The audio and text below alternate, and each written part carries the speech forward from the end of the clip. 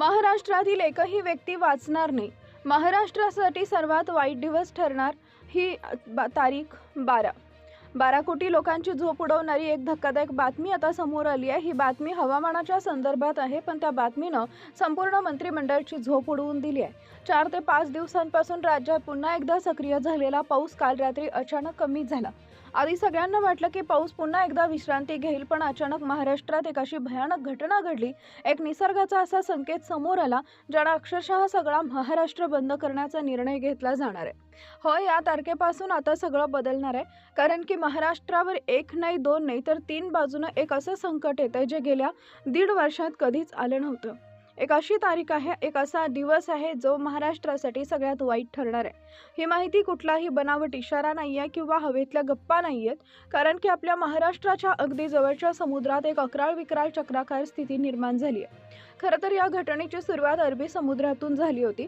आता लोकांना वाटलं दरवेळेस अरबी समुद्रातच होतं, पण त्यानंतर लगेचच बंगालच्या उपसागरात पुन्हा त्याच तीव्रतेची एक दुसरी परिस्थिती निर्माण झाली. खरं तर सगळेजण याला हलक्यात घेत होते, कारण की पाऊस कमी झाला होता. पण जेव्हा जागतिक हवामान संस्थेनं एक सॅटेलाईटचा फोटो थेट पंतप्रधानांना पाठवला, जो थेट संपूर्ण भारताचा होता, ज्यामध्ये एक भयानक असं चित्र दिसलंय की ज्यानं अक्षरशः सगळ्यांच्या पायाखालची जमीन सरकली. ज्यामध्ये अरबी समुद्र, बंगालचा उपसागर आणि उत्तरेकडून येणारा एक तिसरा प्रवाह महाराष्ट्राच्या मधोमध धडकताना दिसलाय आणि ज्यामुळं अख्खं मंत्रिमंडळ हादरले. त्यानंतर एक तारीख जाहीर करण्यात आली. आता यावर अजूनही कोणाचा विश्वास बसत नव्हता, पण जेव्हा या 3 गोष्टींचा मिलाप या ठिकाणी महाराष्ट्रावर सुरू झाला, तेव्हा ती तारीख आता जाहीर करण्यात आली. खरं तर निसर्गामध्ये सगळं हळूहळू बदलतं. एका समुद्रात परिस्थिती बदलते, मग दुसऱ्या समुद्रात बदलते, पण यावेळेस दोन्ही समुद्र आणि उत्तरेकडे येणारा तिसरा हवेचा प्रवाह, ज्यानं महाराष्ट्रावर आता एक मोठा फटका त्याच्यामुळं बसणार आहे. आता त्याची तीव्रता देखील वाढू लागली आहे. बातम्यांमध्ये देखील याचे जे परिणाम आहेत त्याच्या बातम्या येऊ लागल्या. तुम्ही पाहिलं असेल, 2 दिवसांपूर्वी अचानक धुळ्याला महापूर आला होता. विदर्भातले अक्षरशः कोरडं ऊन असताना गावं पाण्याखाली गेली. जिथं कधी पाऊस पडत नाही तिथं मराठवाड्यात एका गावात अचानक गारपीट सुरू झाली का, तर हे तिहेरी संकट आता तिथं फुटलंय. आता फक्त हा ट्रेलर होता, पण खराब पिक्चर आता या तारखेला होतोय. आता ज्या लोकांची मुलं शाळेला जातात, कॉलेजला जातात किंवा जी लोक कामाला बाहेर जातात, तर त्यांच्यासाठी महत्त्वाचे नियम सांगण्यात आलेले आहेत. लोकांच्या बाबतीत एक निर्णय घेण्यात आला, एक तारीख जाहीर करण्यात आली. कोणत्या जिल्ह्यात शाळा कॉलेज कशा पद्धतीनं चालू राहणार का बंद राहणार, तुम्ही कोणत्या जिल्ह्यामध्ये राहता आणि तिथं कधी काय चालू आहे आणि तुम्ही काय बंद, तुम्ही कामाला जात असाल तर तारखा पडून बाहेर पडा, कारण स्वतः मुख्यमंत्र्यांनी राज्यात 5 इशारे दिलेले आहेत, जे आता प्रत्येकाला पाळावेच लागतील. मग आता तुमच्या जिल्ह्यात नेमकं कोणत्या तारखेला काय बदलणार आहे, कोणत्या जिल्ह्यात काय सुरू आहे आणि काय बंद राहणार, हे नेमकं किती मोठं संकट काय आहे, याचा फटका कोणत्या 22 जिल्ह्याला सर्वाधिक बसणार, सॅटेलाईटच्या फोटोत नेमकं काय दिसून आलं की ज्यामुळे अक्षरशः महाराष्ट्र बंद केल्याची निर्णय घेतल्याची चर्चा सुरू झाली. चला जाणून घेऊया संपूर्ण सविस्तर रिपोर्ट. महाराष्ट्रासाठी सर्वात वाईट दिवस येतोय, कारण की महाराष्ट्रावर होणार निसर्गाचा सर्वात मोठा हल्ला. 4 दिवसांपासून महाराष्ट्रात मान्सून वेगानं सुरू आहे. काही ठिकाणी पूर येतोय, तर काही ठिकाणी घरं पाण्याखाली गेली, तर काही धरणं भरून वाहत आहेत. पण अचानक काल रात्री पाऊस विचित्र पद्धतीनं कमी झाला. सुरुवातीला लक्षात आलं नाही, पण त्यानंतर जी माहिती समोर आली त्यानं संपूर्ण महाराष्ट्राच्या पायाखालची जमीन सरकली.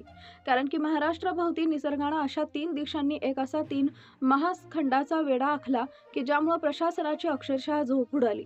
आता प्रत्येक जिल्ह्यामध्ये आणीबाणीच्या सूचना जारी करण्यात आल्या, कारण की राज्यातील सर्व 36 जिल्हे एकाच वेळी या चक्रात सापडणार असा मोठा धोका निर्माण झालाय. आता यातलं पहिलं महासंकट खरं तर पश्चिमेकडून म्हणजेच अरबी समुद्रातून आले.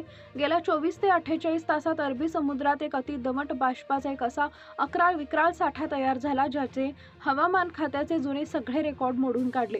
एकाच वेळी प्रचंड क्षमतेचे ढग किनारपट्टीच्या पुढे ढकलत गेले. अरबी समुद्रात हवेचा दाब इतक्या वेगाने खाली घसरला की ताशी 60 ते 70 किलोमीटर वेगानं चक्राकार वारे वाहू लागले. अरबी समुद्रातून आलेला हा पहिलाच फटका इतका भीषण होता की माहिती मिळताच घाईघाईनं मंत्रालयामध्ये रात्रीच मुख्यमंत्र्यांनी बैठक बोलावली. त्यानंतर पहिला मोठा निर्णय घेण्यात आला. आता तुमच्या जिल्ह्यात कुठं काय होणार, कोणते जिल्हे हाय अलर्टवर, कोणत्या जिल्ह्यात रेड अलर्ट, येलो अलर्ट, हे तिथं सांगण्यात आलं. पण मुख्यमंत्र्यांच्या आपत्कालीन बैठक सुरू असतानाच दुसरी बातमी समोर आली. शाळा कॉलेज तसेच कामाला जाणाऱ्या लोकांसाठी हा अति महत्त्वाचा अंदाज घेण्यात आला. प्रेक्षकांनो, मंत्रिमंडळाची जेव्हा बैठक सुरू होती तेव्हा दुसरंच धक्कादायक महासंकट म्हणजे थेट पूर्वेकडून बंगालच्या उपसागरातून आलं. काही लोक म्हणतील बंगालच्या उपसागरात काही झालं तर काही महाराष्ट्राला फरक पडतो, पण नीट समजून घ्या.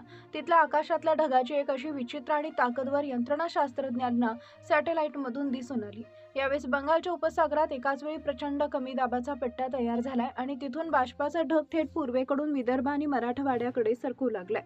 हे वारे इतक्या ताकदीनं महाराष्ट्राकडे आलंय की जमिनीवरची अतिउष्ण हवा आणि आकाशातील ढग एकमेकांना पाहून आदळून एकाच वेळी विदर्भ मराठवाड्यातल्या अभूतपूर्व विजांचा कडकडाट झाला आणि धुळ्यापासून ते विदर्भापर्यंत अनेक भागात जलप्रलयाची स्थिती निर्माण झाली. निसर्गाचा हा भयानक अवतार आणि दोन्ही समुद्रातला हा तांडव पाहून मुख्यमंत्र्यांनी आपत्कालीन यंत्रणेला प्रत्यक्ष मैदानात उतरण्याचे आदेश दिले.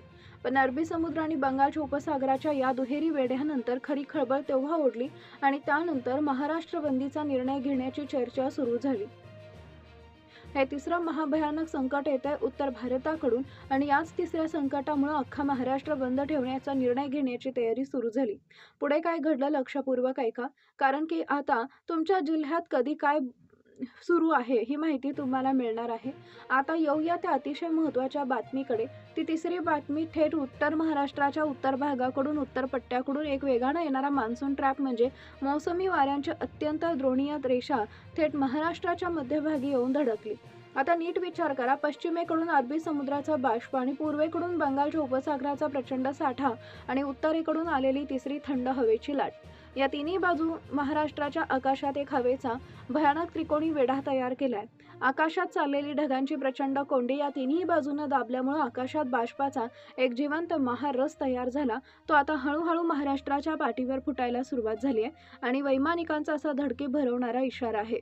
हवेच्या या तीन बाजूंच्या वेढ्यामुळे आकाशात साचलेला हा प्रचंड साठा 21 ते 25 ऑगस्ट दरम्यान एकाच वेळी फुटला तर सबंध महाराष्ट्रात विनाशकारी हा आकार माजेल, जो मागच्या 150 वर्षात माणसानं कधीही स्वप्नात पाहिला नसेल. या महाप्रलयाच्या संकटाचा सामना करण्यासाठी अखेर भारत सरकारनं आंतरराष्ट्रीय अंतराळ संस्था आणि वेधशाळांच्या डेटांचा जाहीर केला आणि त्यानंतर त्यांनी ही तारीख सांगितली. ती तारीख आहे 21 ऑगस्ट. ही तारीख तुम्ही मनात कोरून ठेवा. 21 ऑगस्टच्या दुर्दैवी दिवशी हा महाराष्ट्रावर महाभयानक हल्ला थेट महाराष्ट्रावर होणार असून 21 ऑगस्ट ते 25 ऑगस्ट या 4 दिवस पावसाच्या काळामध्ये अस्मानी संकट महाराष्ट्रावर भयानक रूप दाखवणार. महाप्रलयाच्या तावडीतून जनतेचा जीव वाचवण्यासाठी राज्याच्या मुख्यमंत्र्यांनी क्षणाचाही विलंब न लावता 5 सूचना जारी केल्या. सॅटेलाइटच्या या भयानक अहवालानुसार हवेच्या 3 बाजूनं वेढल्यामुळे 21 ऑगस्ट पासून राज्यातील 20 ते 25 जिल्ह्यामुळे पावसाचा महाविस्फोट होण्याची शक्यता, ज्यामध्ये नाशिक, जळगाव, धुळ्यासह उत्तर महाराष्ट्र, खानदेशात तसेच छत्रपती संभाजीनगर, जालन्यामध्ये महातांडव होईल. पश्चिम महाराष्ट्रात कोल्हापूर, सांगलीमध्ये आभाळ फांडून तांडव पाहायला मिळेल. हा पाऊस इतका अक्राळ विक्राळ असेल की काही मिनिटाच्या आतात नद्या, ओढे, नाले ओसंडून वाहून पाणी घरात शिरण्याचा धोका आहे. तर ही होती माहिती. खरं तर हा हवामानाचा एक केवळ अंदाज आहे किंवा एक शक्यता आहे. आता हवामान हे कुणाच्या हातात नसतं, त्यामुळे याला केवळ एक शक्यता म्हणून पहा, पण सगळ्यात महत्त्वाची गोष्ट सावध राहणं अतिशय गरजेचं आहे. जर तुमच्या भागात सध्या किती पाऊस आहे, सध्या परिस्थिती कशी आहे, तुमच्या जिल्ह्याचं नाव आणि पावसाची परिस्थिती नक्की कमेंटमध्ये कळवा. चॅनलला नवीन असाल तर सबस्क्राईब करा.